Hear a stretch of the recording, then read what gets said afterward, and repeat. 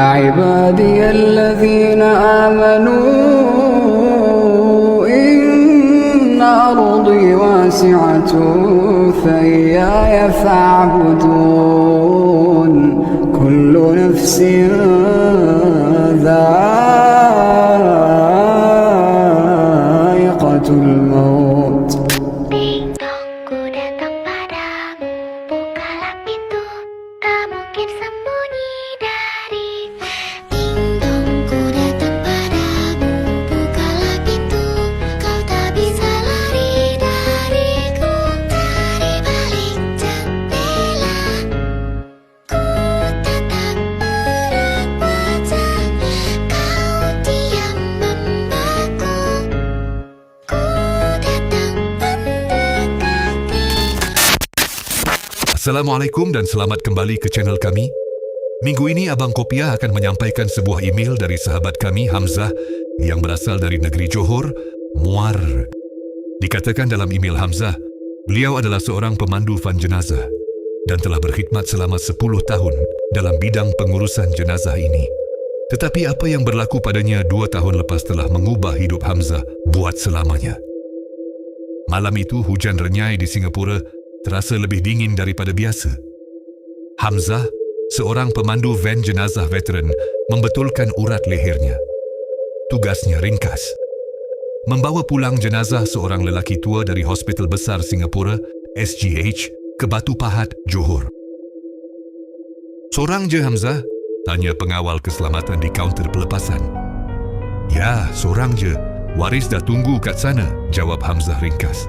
Dia sudah biasa. Baginya, mati itu pasti dan menghantar jenazah adalah satu ibadah.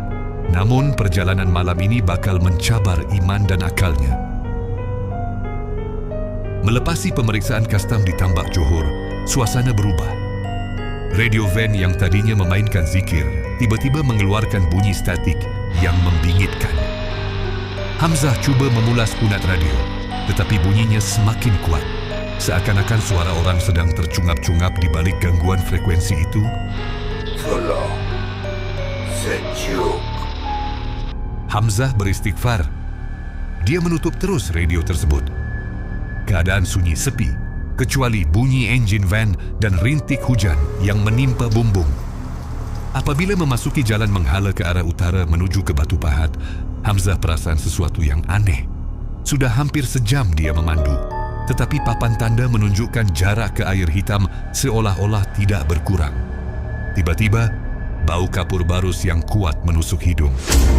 Bukan bau harum yang menenangkan, tetapi bau yang hanyir dan pekat. Hamzah menjeling ke cermin pandang belakang. Di dalam kegelapan ruang belakang van, dia melihat kain kafan yang membungkus jenazah itu seakan-akan bergerak.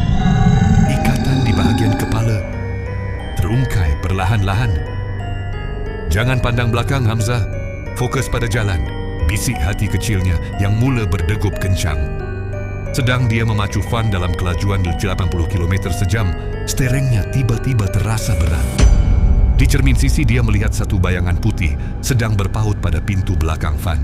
Rambutnya yang panjang mengurai terseret di atas jalan tar. Hamzah menekan pedal minyak, tetapi van itu terasa seperti membawa beban seberat 10 tan. Tiba-tiba, satu tangan yang pucat dan kaku muncul dari celah kerusi pemandu, memegang bahunya. Lapar. Aku lapar. Satu suara parau berbisik tepat di telinganya. Hamzah tidak lagi dapat menahan sabar. Dia memberhentikan van secara mengejut di bahu jalan yang gelap gulita, dikelilingi ladang kelapa sawit. Dia keluar dari van dengan nafas tercungap-cungap, menggenggam tasbih di tangan. Dia memberanikan diri membuka pintu belakang untuk membetulkan kedudukan jenazah. Namun, alangkah terkejutnya Hamzah apabila mendapati keranda itu kosong. Kain kafan tersebut bersepah di lantai van, tetapi tubuh si mati tiada di situ. Peluh jantan membasahi dahi. Dia menoleh ke arah tempat duduk pemandu, dan disitulah jantungnya seakan terhenti. Jenazah lelaki tua itu sedang duduk tegak di tempat duduk pemandu, memandangnya dengan mata yang terbeliak kosong. Kau nak hantar aku balik kan? Tanya mayat itu dengan rahang yang jatuh terkulai. Keesokan paginya, penduduk kampung di Parit Sulong, Batu Pahat menemui van jenazah tersebut tersadai di tepi parit besar. Hamzah ditemui pengsan di atas bumbung van dengan rambut yang berubah menjadi putih sepenuhnya dalam satu malam. Apa yang lebih menyeramkan apabila pihak polis membuka pintu belakang van, jenazah lelaki tua itu berada elok di dalam keranda, sempurna terikat seperti asal. Namun di tangan jenazah itu terdapat sehelai kain buruk milik Hamzah yang digenggam erat. Sejak hari itu Hamzah tidak lagi memandu van jenazah. Dia hanya duduk diam di serambi rumah, seringkali meracau tentang penumpang yang ingin memandu pulang ke rumahnya sendiri. Apakah yang telah mengganggu Hamzah pada malam itu? Adakah itu betul tuh roh si mati ataupun gangguan syaitan yang ingin mengugat keimanan Hamzah? Pernahkah anda mendengar cerita ini? Ataupun anda sendiri pernah lalui pengalaman sama seperti Hamzah? Silalah like, share dan komen di page kami. Saya Abang Kopiah mengundurkan diri. Assalamualaikum dan selamat malam.